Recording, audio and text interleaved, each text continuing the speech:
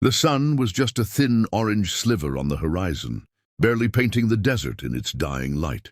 Every rock, every dune seemed to hold its breath. Out there in that endless expanse, the world felt like it had forgotten time itself. The only sound was the wind, soft, teasing, almost whispering secrets that no man dared listen to. Rancher Caleb Boone shifted uneasily on his horse. Years riding the open plains had taught him a lot: how to read the clouds, how to track the tiniest footprints, how to sense danger before it even spoke. But today the desert felt different. He couldn't put his finger on it. A sudden movement caught his eye, a flicker, quick as a shadow, moving across the sand behind a low ridge. He squinted. Nothing. The desert played tricks on the eyes, he told himself. Heat mirages a tired mind. He shook his head and urged his horse forward. But then a voice, a soft, clear, almost musical voice, cut through the silence. "Leave no tracks." Caleb froze mid-step. The words weren't carried by the wind. They seemed to come from inside the desert itself. His hand went to the revolver at his hip. No one should be here, no one. And yet the voice, it was human. Young, maybe a girl, but strong. From behind a cluster of jagged rocks, a figure emerged. She moved like the desert itself, silent, graceful, almost impossible. A girl wrapped in worn leather, her dark hair streaked with dust, eyes sharp and unyielding. She didn't flinch when she saw him. If anything, she studied him, as if measuring his worth. Caleb's heart thudded. He had faced bandits, rattlesnakes, the wrath of storms, but never someone like this. You spoke?" he asked, voice rough. "Words make noise," she said, stepping closer. "Noise leaves tracks." Caleb swallowed hard. She wasn't threatening, not in the usual sense, but every instinct he had screamed that she was dangerous. Who are you?" he managed. "I'm the one who keeps the desert alive," she said. Her gaze swept the horizon. "And the desert doesn't forgive those who leave. Footprints where they shouldn't." The wind shifted, lifting her hair like a living flame.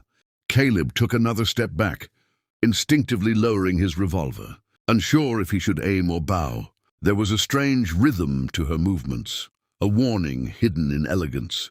"You're far from town," she continued. "This land isn't for people who can't vanish." Caleb's mind raced. He was alone. His horse was tired. And now this girl, this shadow of the desert, stood before him, like a ghost come to test his courage. "I'm just passing through," he said finally, hoping honesty would protect him. "A rancher. Name's Caleb Boone." She tilted her head. "Names are tracks too, Boone. Remember that." Caleb's horse snorted nervously. He could feel the desert holding its breath. And then she vanished. Not behind the rocks, not into the horizon. Just gone. The silence was deafening. Caleb's pulse raced. He looked around, scanning every inch of sand and stone. Nothing, no footprints, no sign she'd ever been there. A shiver ran down his spine. The desert was alive, he realized, and she was its whisper, its warning. He shook his head and urged his horse forward, thinking it had been a trick of the light, a tired mind playing with him. But then, again, the voice, so close he could feel it in his chest, whispered, "Leave no tracks." Caleb froze, heart pounding. This time the words came from his left, from the shadows of a dry arroyo. He turned slowly, hand hovering over his revolver. And there she was again. No warning this time, just standing, staring. Her eyes, dark and unyielding, pinned him. There was a storm in them, silent but terrifying. Caleb realized with cold clarity that this girl wasn't just a wanderer. She was the desert incarnate. She moved as the wind did, vanished as the shadows did, and struck like lightning when she chose. "You can't follow me," she said. "Not unless you're ready to disappear yourself." Caleb swallowed. "Disappear? I don't want trouble." "Trouble is in your tracks, Boone," she said softly. "Everything you leave behind invites it." For a moment the wind howled, lifting the dust into small whirlwinds around them. Caleb blinked and felt the desert's pulse, the rhythm of something older than men. Older than the towns, older than guns and greed. He could almost hear the desert breathing. Then she moved, a blur, swift, silent, gone before he could even draw a bead. Something pricked his mind. A memory of the Apache stories his father, had once whispered by the fire tales of desert spirits, guardians of the land, protectors of the balance, and he realized he had stumbled into one. Caleb's pulse thundered in his ears as he rode on, cautious, eyes scanning every ridge, every shadow, but the desert remained empty, and yet he could feel her watching. Hours passed, or maybe minutes. Time here seemed different, like it bent around the girl's presence. Every sound, every echo, every dust swirl made him jump. And then, as the sun dipped fully below the horizon, painting the sky in blood red and violet, he heard her voice again. "Stop!" He halted instantly. The horse snorted uneasy. From the darkness, she stepped into a thin beam of moonlight. Her movements were fluid, precise, and she held something in her hands, a small, curved blade, silver glinting faintly in the moonlight. Why are you following me?" Caleb asked, though he knew the answer. He hadn't followed her. The desert had simply led him here. She studied him silently, then shook her head. "The desert tests all who wander it. You are not ready."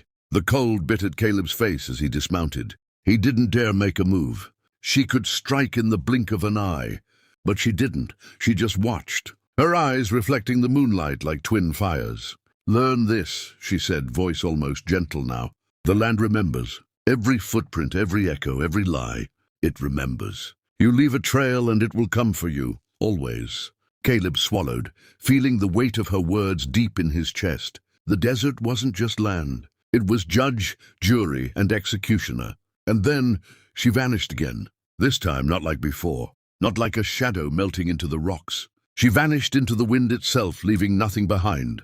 No footprints, no sound, just the cold desert night and the echo of her warning. Caleb stood there for a long time, trying to comprehend what had just happened.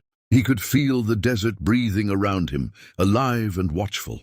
Every instinct told him, leave, move quietly, leave no tracks. He mounted his horse slowly, eyes never leaving the horizon. The moonlight shimmered on the dunes, and for the first time in his life, Caleb Boone understood fear, not the fear of guns or bandits or storms, but the fear of being truly seen by something older, faster and far more merciless than any man. The desert was a living thing, and she, the Apache girl, was its voice. He rode through the night, careful, silent, tracing the dunes with his eyes and holding his breath with every step.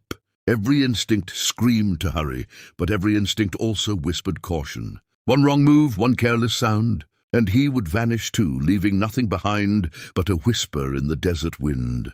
By dawn, he found the first signs of civilization, a lone water tower on the horizon. The faint smell of a campfire carried on the wind. Relief surged through him, but it was tempered by the memory of her eyes. They haunted him, a shadow across his soul. Caleb Boone never forgot that night. He never spoke of it, not to the men at the ranch, not to anyone. But every time he crossed the desert, every time he heard the wind swirl through the dunes, he remembered the words, "Leave no tracks," and he always did. Even when he swore he could hear her whisper, just behind him riding the wind, reminding him that the desert sees all and forgets nothing. And somewhere far beyond the horizon, the Apache girl waited, silent, watching, alive.